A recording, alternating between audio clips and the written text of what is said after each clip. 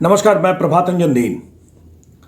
चीन, कोरोना और सुशांत के अलावा भी देश और प्रदेश में कुछ ऐसी बातें हो रही हैं जो अत्यंत महत्वपूर्ण हैं, लेकिन लोगों का उधर ध्यान नहीं है। शातिर मीडिया उधर ध्यान नहीं दे रहा है, इसलिए आपका भी उधर ध्यान नहीं जा रहा। फिलहाल हम उत्तर प्रदेश की एक खास घटना आपके समक्ष रख रहे हैं।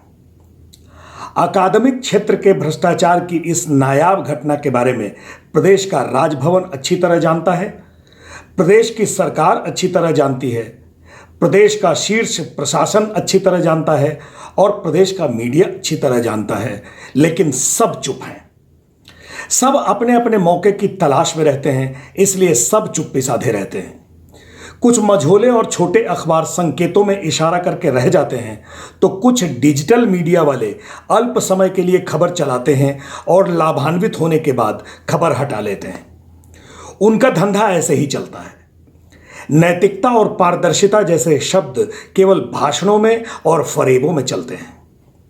आप देखिए ना, चारों तरफ भ्रष्टाचारवाद, पुत्र पुत्रीवाद, भाई भतीजावाद, साला सालीवाद और भांजा भांजीवाद का बोलबाला है। सरकार, नेता, नौकरशाह और दलाल फलाल सब इसी वाद में पिले पड़े हैं। जनता, जनहित, ईमानदारी सब फर्जी बातें हैं।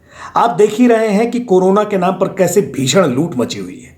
बाढ़ आती है तब लूटते हैं, ओला पड़ता है तब लूटते हैं, विपदा आती है तब लूटते हैं, कोरोना आता है तब लूटते हैं। और देखिए ये कितने बेशर्म हैं कि कहते हैं कि नहीं लूटते। जिसे जहां मौका मिल रहा है वहीं अपना ईमान खूंटी पर टांग दे रहा है। सोशल डिस्टेंसिंग का शोर मचाकर घपले घोटालों को गोपनीयता का पीपीई किट पहनाने का बेजोड़ जुगाड़ मिल गया है।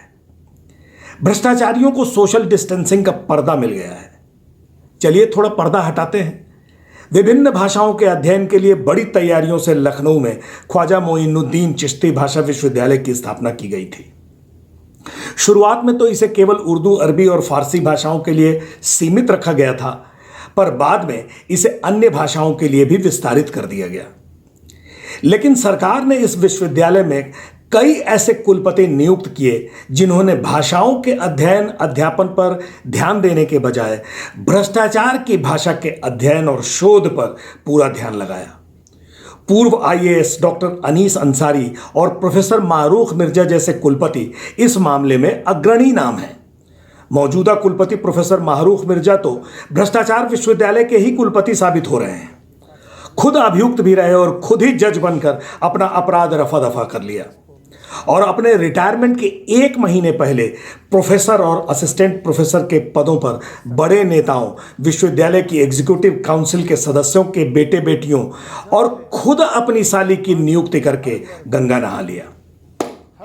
रिटायरमेंट के मुहाने पर खड़े वीसी ने सारे नियम प्रावधान ताक पर रखकर उत्तर प्रदेश के उप मुख्यमंत्री डॉक्टर दिनेश शर्मा की भांजी, पूर्व कांग्रेसी और नव भाजपाई नेता अम्मार रिजवी के बेटे, अम्मार रिजवी के भांजे की पत्नी, विश्वविद्यालय की एग्जीक्यूटिव काउंसिल के सदस्य डॉक्टर ए चटर्जी के बेटे और एग्जीक्यूटिव काउंसिल के दूसरे सदस्य डॉक्टर सोमेश कुमार शुक्ल की बेटी को प्रोफेसर और असिस्टेंट प्रोफेसर के पदों पर नियुक्त कर दिया।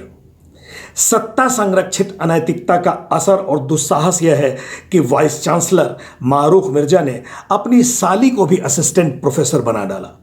इसके अलावा भी कई नियुक्तियां हुई जो भ्रष्टाचार के अलग अलग खांचों में फिट होती हैं। इसी में उर्दू विभाग में नियुक्त हुए एक जनाब भी शामिल हैं।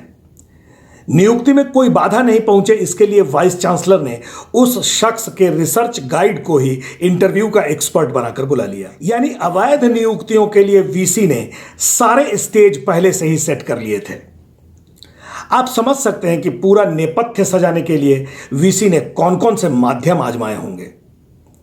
आप यह भी समझ सकते हैं कि रिटायरमेंट के बिल्कुल मुहाने पर खड़े व्यक्ति की इतनी आपाधापी के पीछे क्या क्या आशाएं और महत्वाकांक्षाएं पूरी हुई होंगी। ख्वाजा मोइनुद्दीन चिश्ती भाषा विश्वविद्यालय के vice chancellor professor Marukh Mirza का कार्यकाल 26 अक्टूबर 2020 को समाप्त हो रहा है। राजभवन यानी कुलाधिपति कार्यालय ने नए वीसी की नियुक्ति के लिए 28 अगस्त को बाकायदा नोटिस भी जारी कर दी। लिहाजा वीसी ने अपने रिटायरमेंट के पहले प्रोफेसरों की नियुक्ति का मामला ताबड़तोड़ निपटा दिया। आपाधापी ऐसी मचाई कि साक्षात्कार के तुरंत बाद एग्जीक्यूटिव काउंसिल की मीटिंग बुलाई जाती है और काउंसिल से सहमति की औपचारिकता पूरी कर रात में ही नियुक्ति पत्र जारी कर ज्वाइनिंग भी करा दी जाती है। कोरोना के बहाने सारी प्रक्रिया ऑनलाइन ही पूरी कर ली गई। 4 अगस्त से शुरू हुई प्रक्रिया सितंबर का मध्य आते आते पूरी हो गई। अब केवल उर्दू, फारसी और इतिहास विभाग में हुई नियुक्ति पर ईसी की मुहर लगना बाकी है। 19 सितंबर को उसकी भी औपचारिकता पूरी करके 15वीं पुत्रों को ज्वाइन करा दिया जाएगा। यानी इंटरव्यू से लेकर एग्जीक्यूटिव काउंसिल की सहमति और नियुक्ति पत्र जारी करने से लेकर ज्वाइनिंग तक के काम दनादन निपटा दिए गए, ताकि वाइस चांसलर चैन की सांस लेते हुए अक्टूबर में रिटायर हो सकें। उत्तर प्रदेश के उप मुख्यमंत्री और उच्च शिक्षा मंत्री डॉक्टर दिनेश शर्मा की भांजी डॉक्टर सुप्रिया अवस्थी को कॉमर्स विभाग में असिस्टेंट प्रोफेसर पद पर नियुक्त किया गया है। डॉक्टर सुप्रिया अवस्थी मैनेजमेंट विभाग में तदर्थ प्राध्यापक थीं। अब उन्हें कॉमर्स विभाग में स्थायी तौर पर नियुक्त किया गया है। हालांकि सुप्रिया की ज्वाइनिंग अभी नहीं हुई है। इसी तरह पूर्व कांग्रेसी और वर्तमान भाजपाई नेता अम्मार रिजवी की बहू आमना रिजवी को अंग्रेजी विभाग में असिस्टेंट प्रोफेसर नियुक्त किया गया है। आमना रिजवी अम्मार रिजवी के भांजे की पत्नी हैं। अम्मार रिजवी के बेटे डॉक्टर सुलेमान रिजवी को इतिहास विभाग में प्रोफेसर नियुक्त किया गया है। सुलेमान रिजवी लखनऊ विश्वविद्यालय में इतिहास विभाग में कार्यरत हैं। वीसी प्रोफेसर माहरूख मिर्जा ने अपनी साली अनम फातिमा को कंप्यूटर साइंस विभाग में असिस्टेंट प्रोफेसर के स्थायी पद पर नियुक्त कर लिया है। ख्वाजा मोइनुद्दीन चिश्ती भाषा विश्वविद्यालय की एग्जीक्यूटिव काउंसिल के सदस्य डॉक्टर ए चटर्जी के बेटे अप्रतिम चटर्जी को अप्लाइड साइंस एंड ह्यूमैनिटी विभाग में असिस्टेंट प्रोफेसर और एग्जीक्यूटिव काउंसिल के दूसरे सदस्य डॉक्टर सोमेश शुक्ला की बेटी शगुन शुक्ला को बायोटेक्नोलॉजी विभाग में असिस्टेंट प्रोफेसर नियुक्त किया गया है। अप्रतिम चटर्जी भी सुप्रिया अवस्थी की तरह विश्वविद्यालय में पहले से तदर्थ प्राध्यापक के रूप में काम कर रहे थे। अब उन्हें नियमित कर दिया गया है। एग्जीक्यूटिव काउंसिल के तीसरे सदस्य बीडी मिश्रा हैं, जो रिश्ते में उप मुख्यमंत्री डॉक्टर दिनेश शर्मा के समधी लगते हैं। विश्वविद्यालय में हुई अन्य नियुक्तियों पर भी गंभीर सवाल उठ रहे हैं। मसलन उर्दू विभाग में नियुक्ति के लिए साक्षात्कार की औपचारिकता जारी रहने के दरमियान ही जफरुल नकी की नियुक्ति तय हो गई। रास्ता आसान करने के लिए वीसी ने जफरुल नकी के research guide doctor Anees Ashfaq को ही इंटरव्यू में एक्सपर्ट बना दिया था। इसी तरह अंग्रेजी विभाग में मोहम्मद हारून की असिस्टेंट प्रोफेसर के पद पर हुई नियुक्ति पर भी सवाल उठाए जा रहे हैं। विश्वविद्यालय के कई प्रोफेसर कहते हैं कि जिस कैंडिडेट ने एनईटी यानी नेट क्लियर नहीं किया, उनकी प्रोफेसर या सहायक प्रोफेसर पर नियुक्ति कैसे हो सकती है, जबकि कई अन्य योग्य अभ्यर्थियों को नियुक्त नहीं किया गया है। नियुक्तियों में धांधली को लेकर पिछले दिनों उर्दू विभाग के छात्रों ने हंगामा भी किया और नियुक्ति घोटाले की जांच की मांग भी की। छात्र कहते हैं कि नियुक्ति प्रक्रिया में आरक्षण के प्रावधानों को ताक पर रख दिया गया और रोस्टर का भी पालन नहीं किया गया। सरकार ने विश्वविद्यालय को सभी भाषाओं के अध्ययन और शोध के लिए विस्तारित किया था, लेकिन उसी विश्वविद्यालय में हिंदी भाषा की क्या स्थिति है, इसे भी देखते चलें। हिंदी पखवाड़े का सरकारी प्रहसन सब तरफ चल रहा है, लेकिन हिंदी कितनी उपेक्षित है कि भाषा विश्वविद्यालय के हिंदी विभाग में प्रोफेसर का मात्र एक पद है और वह पद भी अरसे से खाली पड़ा है। आउटगोइंग वीसी ने अभी जो नियुक्ति सेल लगाया, उसमें हिंदी विभाग के उस खाली पद पर स्थायी नियुक्ति हुई है।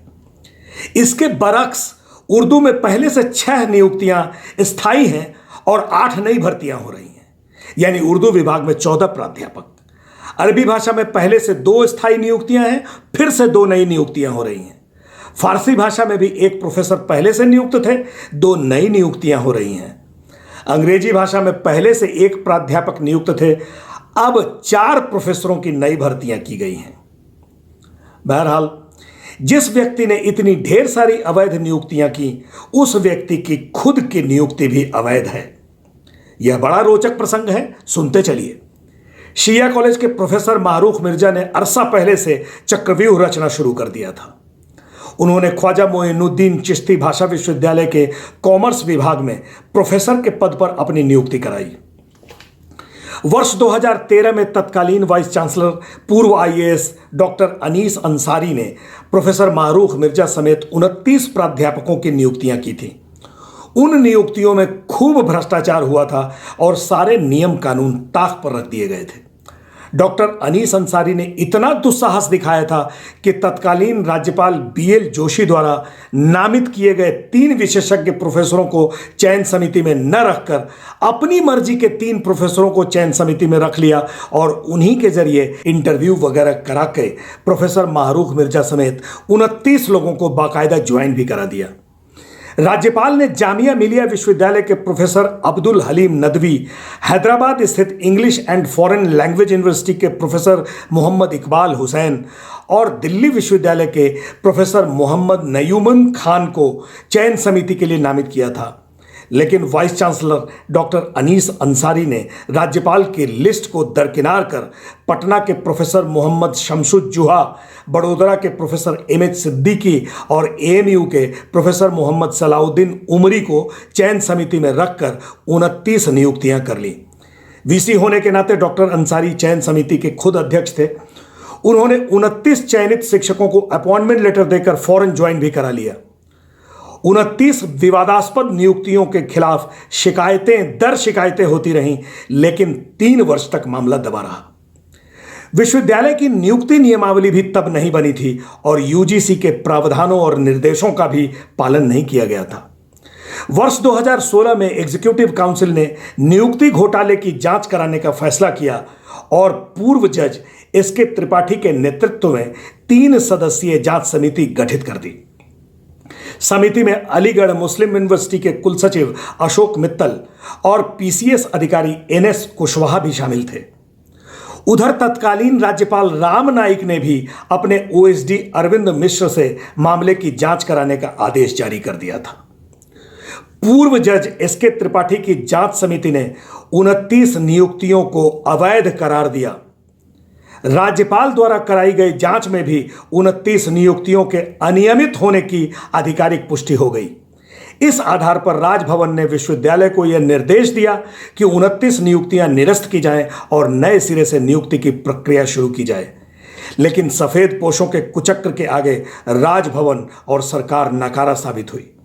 जिन 29 लोगों को प्राध्यापक के विभिन्न पदों पर नियुक्त कर फौरन ज्वाइन करा दिया गया था, उन पर रत्ती भर भी फर्क नहीं पड़ा।